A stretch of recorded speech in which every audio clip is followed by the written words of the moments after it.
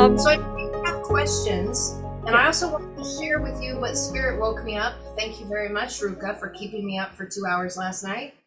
That I felt that I wanted to share with you on some of the stuff that was coming in regarding Passover, unleavened bread, and moving into Shavuot.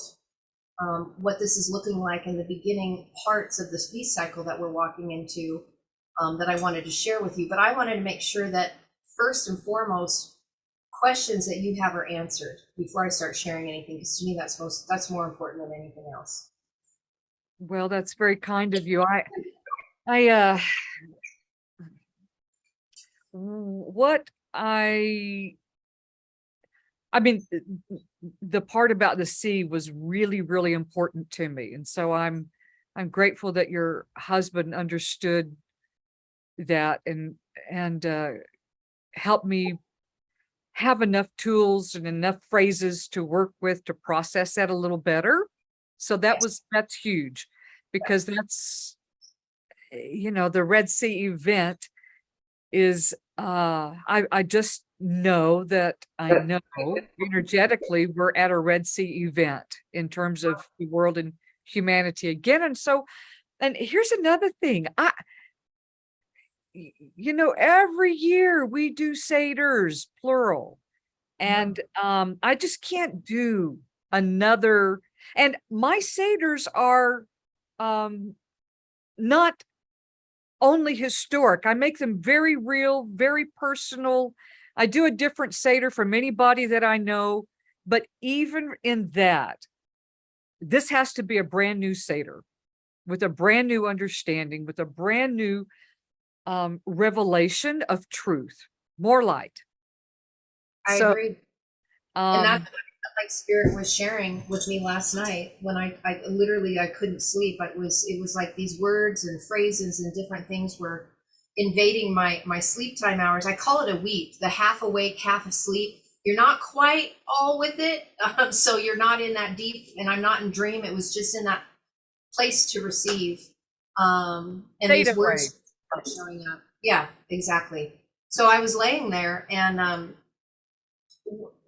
there's quite a bit coming from here, and I was trying to organize it today, but I think I'm just going to share with what I was seeing instead of trying to organize it, because it was coming in a whirlwind of different things all coming in and collecting, right? Just like a tornado collects things as it spins, there's something here and here and here and here, and it's bringing it all together. That's kind of how it was being presented to A me. Merkava. Yeah, really. And then taking a look at the pieces, like, if you could freeze a tornado in that motion and go, okay, what am I seeing here? I'm seeing that. Okay, let it spin, freeze. That's kind of what I had to do this morning, and unpacking it and looking at the tornado, the Merkaba that was spinning with this. So I wanted to bring this to you because I feel like we are entering in beyond the two houses. I believe that we're entering into more of a doubling effect, which, you can connect that to Ephraim if you want. But we're moving past the two houses of just the presentation of Israel and Judah. Of, Okay, that's important. and because of what we shared before about the house of the beloved, like getting back into the time of David where all the tribes were unified. Again, Messiah ben Joseph, Messiah ben David. It's really should be Messiah Joseph David, if you're going to say it, because it's he shall add love. In the end, love shall be added. Messiah, Mashiach, Mashiachah, Mashika, in the feminine aspect of it, in listening to the voice of the Mashika that is bringing and adding the beloved back together again. So I see, first of all, I see the marriage of those two entities, those two frequencies, not as being separated anymore. Like there's not a vav separating him. It's not David and Joseph or Joseph and David. That vav is removed and they are actually fully conjoined together. Okay, this is big. Do you know we had a big ceremony in our last conference because we felt that as well of Wow. actually tying two sticks together and celebrating that the two houses are now unified. We just did that 2 weeks ago. Well, then this would be why Ruka was bringing it to me, because you'll be able to connect to it, because you just did a ceremony where you were manifesting that outwardly for people to see the joining of the two houses again. So thank you, Ruka. This is the interesting part of it again. With Ruka being feminine, as being that feminine aspect of the spirit in its absolute state of being, it's already showing unification. This is the Aleph. It's not Bet, it's not oneness, it's not in the process where we're all agreeing to gather in the same temple together because we're unified in heart. It's the absolute state of being one, which is unique. It's different than the Bet. It's the Bet's always pointing to the uniqueness of one, of the echadness of the Aleph. Anyway, so the two houses coming back together with David and Joseph coming back as the Mashika, again, the Aleph on the end of it instead of the Mashiach, but the Mashika, we are now moving into what I see is the fullness of the third day. And this is why. Oh, we just taught that too. Okay, well, just picking up then what was being broadcasted out in the middle of the night, that was Spirit was just wanting, this was all the whirlwind that was coming to me and why I couldn't sleep. Wow. So moving into the third day, if we're going to mention that and bring that forward as into the first fruits, it's kind of like when you said with my birth date being April 17th and me not even connecting to that. I'm like, oh my gosh, wow, that's profound. So with that first fruit experience, I'm sure that I'm assuming that Messianic Judaism, because again, I was Hebrew roots, which wasn't quite Messianic Judaism. It's an entity. It's kind of like its own cult on its own. It really is. But there was much talk about the barley bride and the wheat bride. Is that a Messianic concept? It is, but I did not like Messianic Judaism. So our community was formed to step away from the religion of Messianic Judaism. And we were more, we're all Jews, 90% of us, 95%, who believe in Messiah, but the Hebrew roots movement was a little too Christian. Well, do you know that a lot of them are actually dumping Yeshua, like literally dumping him completely? Yeah, it's literally divided, because there are those that still believe in the work that was done with Yeshua, and then there's the other side that completely goes in the opposite and dumps everything to do with Yeshua. Like, our community, and this is again over 20 years ago, really stepped aside from that and said we will be forward movers. I love that. Choose our absolutes, but we will move forward, and we're not going to follow. We appreciate the rabbis. We study the rabbis. We were very much not in favor of a Hellenistic Greco-Roman Christian system at all. And so we've just kind of done our own thing. So I love that. That's fruit of being Jews. What that's why else I can have I such say? a strong, this with you right away, is because I could feel that. It's kind of like what Ken and I have done in our own journey too, is we've gone into different camps and we've had the Ruka direct our path, being able to touch this and touch this and touch this and touch this, to the point that we don't even have a label for ourselves. Well, I don't think we do either. It's the Ruka that's leading us into the revelation of the absolute state of our divine nature within, as we unify ourselves back to the whole, to the holiness. And then what does that look like as we're interacting with one another? So it's really, if we were to say anything, it would be the restoration of all things. If I were to call it a movement or something, I can't hardly use that term though, because my dear beloved friend, Nancy Cohen, that is her ministry, although she has a bit different explanation of it. But maybe this is the forward movement of, not maybe, this is the forward movement or the next chapter of the restoration of all things. Maybe that's the best way to do that. I actually like that. I love that. The next chapter of the restoration of all things. I I can get on board with that with my spirit, totally. So when I was looking at the third day and what spirit was sharing with me is that I decided to go back. I woke up this morning after writing all these notes and I was like, okay, so what does it say in Hebrew that was created on the third day? Again, analogy of what's going on and what is happening. It was interesting because in English it was translated that dry land appeared, but they added the word land. Land wasn't in there. It was the word dry. They literally, there's no land. It's just all of a sudden this dryness appeared on the third day. And so I always like to dig down to the root. I want to go right down to the root and see how the word, what was like the ball, I call it what was the mass of clay? What was the potentiality of this clay that is trying to form something? And it's got all this potential in it. That's what I look as like the root, what the root word is. What is that energy trying to create? So when I looked into it, and I know that you probably know more about that than I do even, I was actually seeing that it was coming from the place of shame, confusion, and disappointment. Oh, That was the energy that was based on the third day. And I'm like, you have got to be kidding.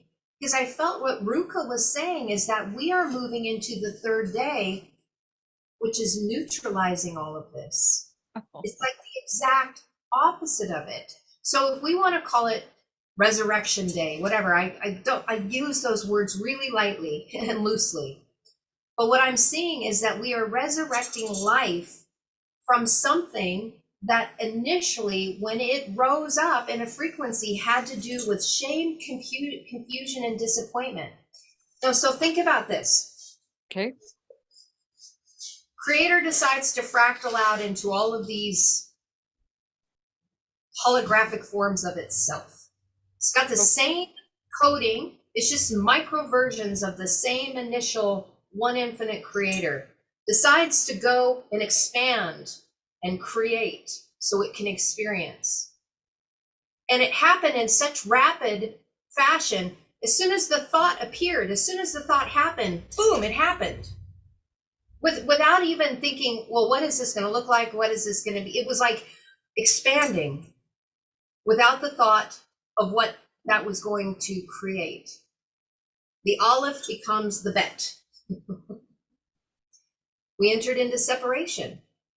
Yep. And for the first time, just like leaving our mother's womb, we first experienced what it felt like to be separated from the infinite state of absolute being into an individuated self that would have to find its way back to source, to origin.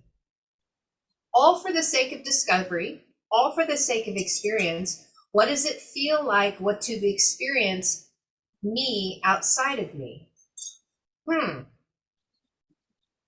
How does that feel for me to experience myself outside of myself when I was already one absolute state of being as Adonai, the one infinite creator?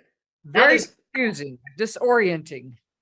Okay, so in that moment, the shock and the awe and the confusion and the disappointment of that feeling that settles in when separation occurs. Every time somebody dies, every time a relationship falls apart, every time something leaves us that once brought us such passion and joy, that is the same experience as the barren that showed up. Because we know that the living water is always flowing, at least it should be, unless it's stagnant, unless it's in the Dead Sea or unless it's in a pond and there's no outflow. Water is living. It's always moving and it's gathering itself to itself.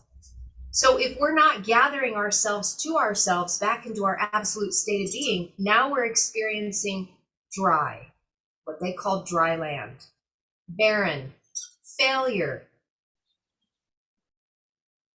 But was it really failure or was it just the experience?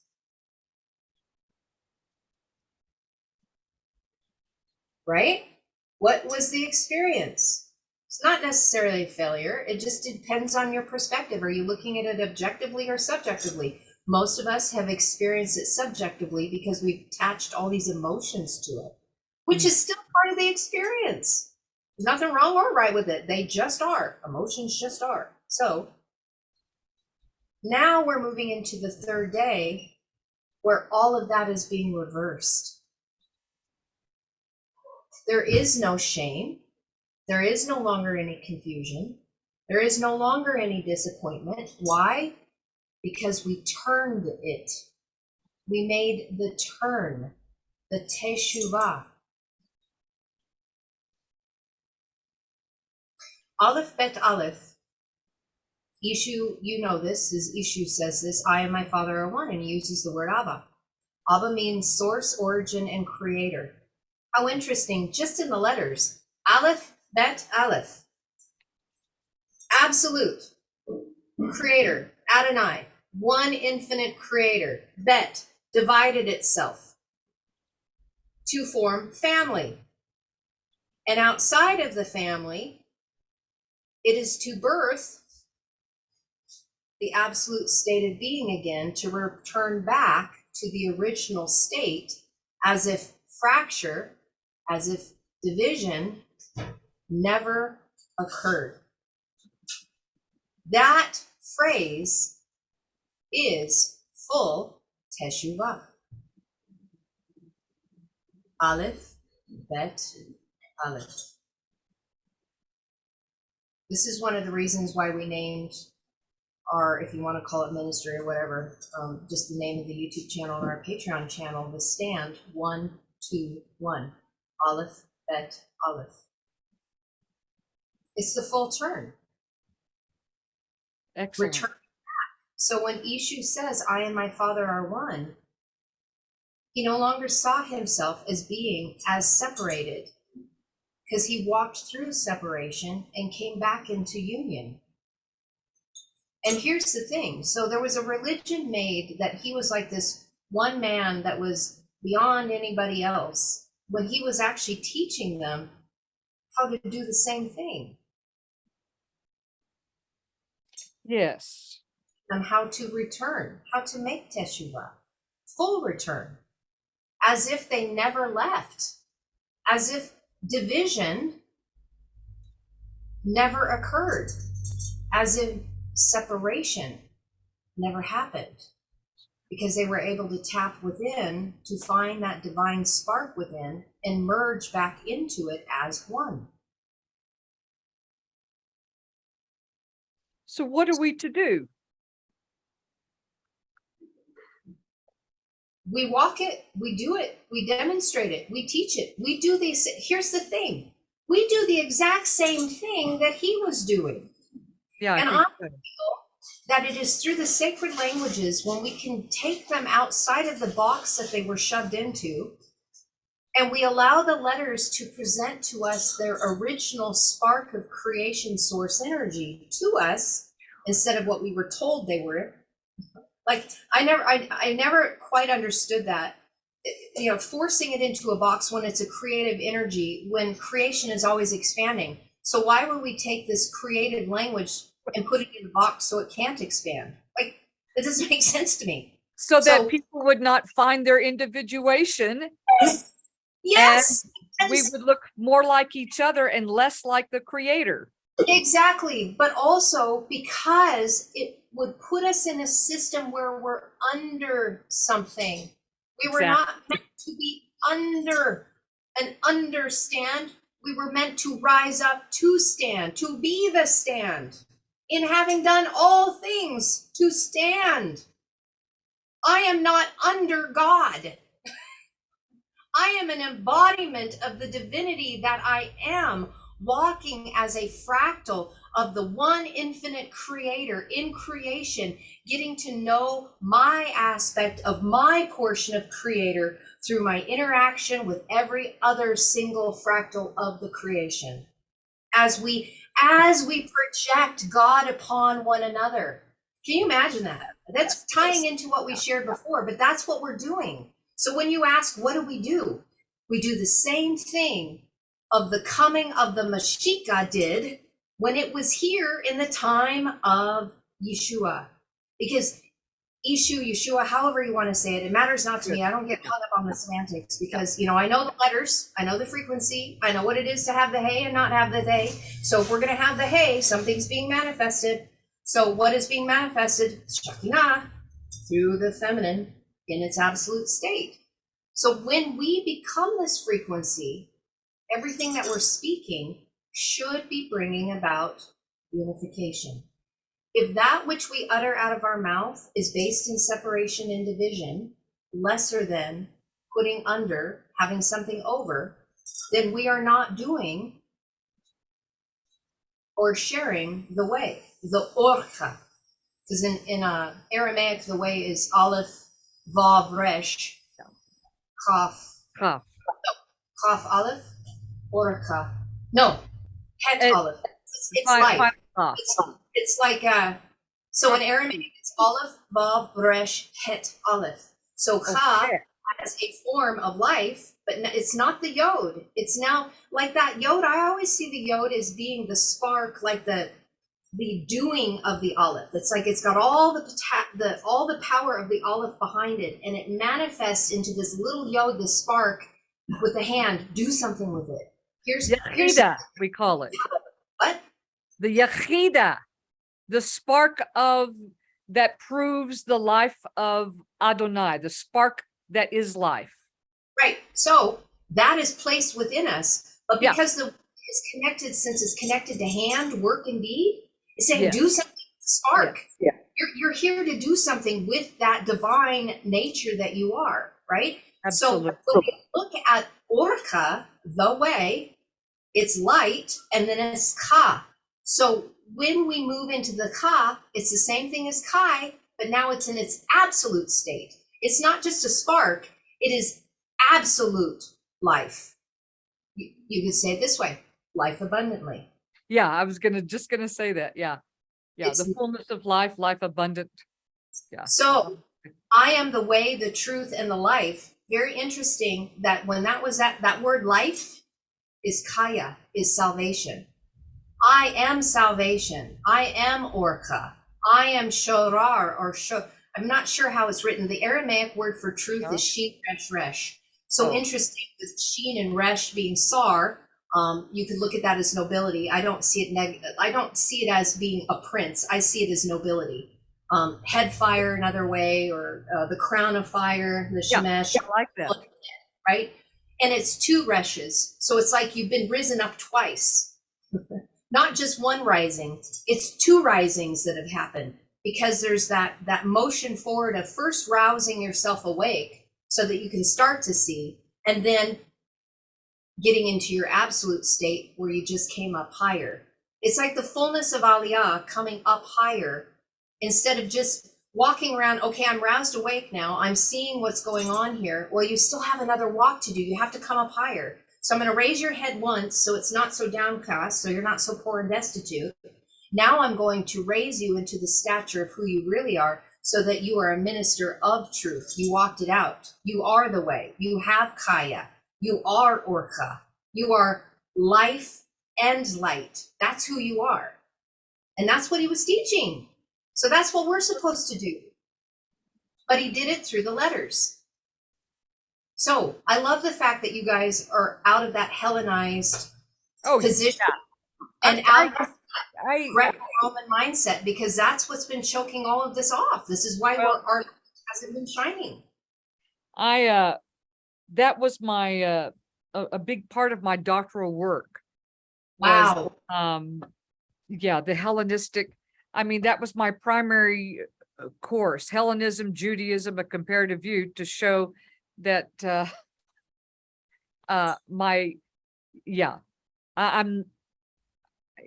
Hellenism and Christianity have a lot in common. They do. And Judaism, or the religion of the Jews, was never supposed to have either of those in it.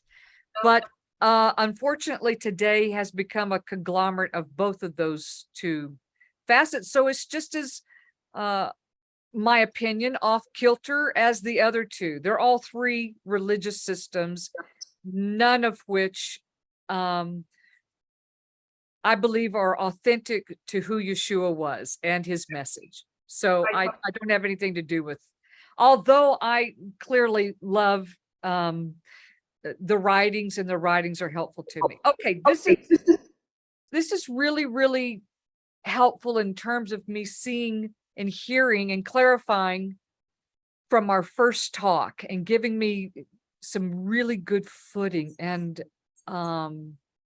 thank you. Welcome. I am more excited than I've been in a long time and more hopeful than I've felt. I'm always hopeful because I know I know I know the voice of the one that I love, Exactly. the voice within. Exactly.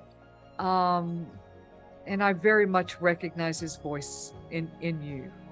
And not just his voice, but his countenance as well. And I'm I'm words are just not the best because I say I'm grateful, but Well, that's why we started using Toda Rabah, but even that doesn't feel like sometimes it's, I mean, it's much fuller than thank you, for sure. you're It's right. fuller than thank you, but it still sometimes doesn't seem like it's much.